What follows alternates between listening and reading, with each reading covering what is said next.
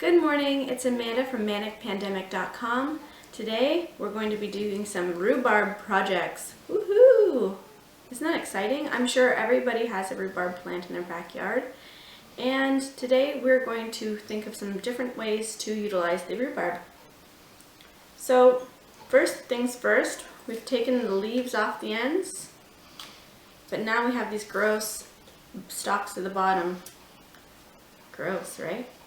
So all we have to do is get out our handy dandy knife and take it off. This one has a really gross section, so we're going to take off the entire thing. So I'm going to finish this pile, and then we'll give them a good wash and chop them up into the sizes that we want for our projects. Through the magic of television, we have our gross ends and our ready to be washed stalks. Are you ready? I am.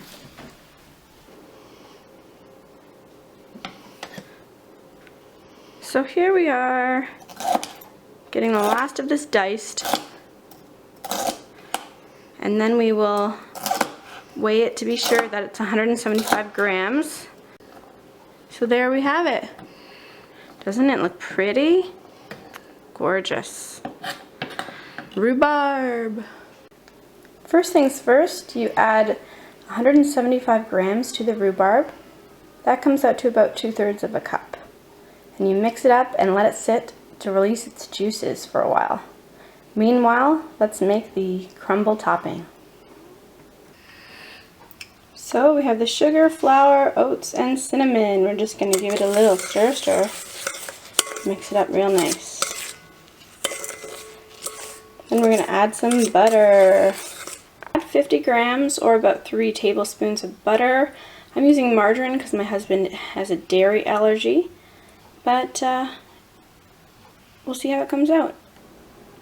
Okay, now it's time to assemble. What we're going to do is we're going to add 2 tablespoons of oil.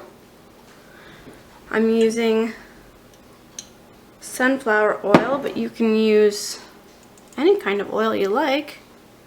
Now we're going to add 1 teaspoon of vanilla extract. And let's live dangerously. Add the egg right into the bowl. Woohoo! Next up is buttermilk, but since my husband has a dairy allergy, we're just going with regular soy milk. See how it comes out. Let's give that a little stirry stir, mixy mix. We're adding it, of course, to the rhubarb and sugar mixture. There, get that egg nice and mixed in. In another bowl we have 200 grams of flour, all-pea flour. It's basically about 1.5 cups loose. And then we're going to add 1 teaspoon of baking soda and 1 teaspoon of baking powder. And we will mix it up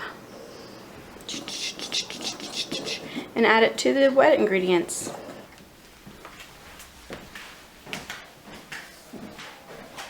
Okay, so as I promised, that was a sort of disastrous occurrence. I'm a terrible spooner into cups. But that's okay because they taste the same whether they look disgusting or not. So all we have to do now is spoon this onto here. And then they're good to go into the oven. Now don't tell anyone I used to work at a bakery because they'll be very embarrassed for me. I was in the office, so I have some excuse. But okay, so once the crumble's on, it's going into the oven. Again, it's 425 degrees Fahrenheit, and they're going to be going in for 15 to 18 minutes. Whenever a toothpick stuck into them comes out clean, that's your goal. So let's see, we'll see in a few minutes. Okay, 18 minutes later, here's the muffins. They're all done. They got a little messy putting the batter into the cups, but otherwise they look delicious. So if you want to check out the full recipe, go to manicpandemic.com. We'd love if you would subscribe to our channel just down below, and you can always like us on Facebook. Have a great day.